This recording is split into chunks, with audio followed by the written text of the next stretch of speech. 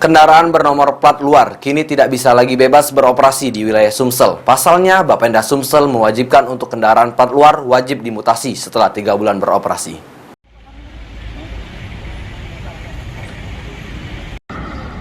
Kendaraan bernomor plat luar Sumsel saat ini sudah mulai menjamur di wilayah Provinsi Sumatera Selatan. Diprediksi plat nomor non-BG akan terus bertambah jika tidak dilakukan penertiban. Oleh karenanya, untuk mengurangi aktivitas kendaraan plat non-bus Sumsel, Bapeda Sumsel bekerjasama dengan kepolisian dan dinas perhubungan akan merazia kendaraan dengan plat luar yang sudah beroperasi lebih dari 90 hari.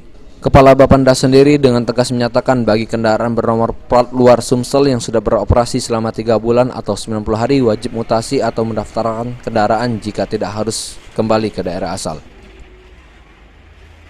Mengingat banyaknya plat kendaraan non-BG yang beroperasi tapi bukan yang lewat, yang beroperasi di wilayah Sumatera Selatan, sesuai dengan di Perda kita itu 90 hari beroperasi itu harus mutasi ke wilayah Sumatera Selatan. Sebenarnya memang sudah lama perdanya dari tahun 2011.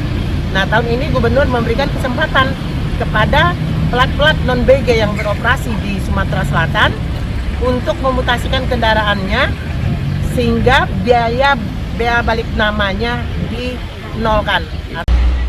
Hingga saat ini atau sejak diberlakukan pembebasan biaya BBNK, pihaknya belum bisa melihat sejauh mana jumlah kendaraan plat luar yang mengajukan mutasi. Hal itu dikarenakan proses cabut mutasi dari daerah asal membutuhkan waktu yang cukup lama sampai berbulan-bulan.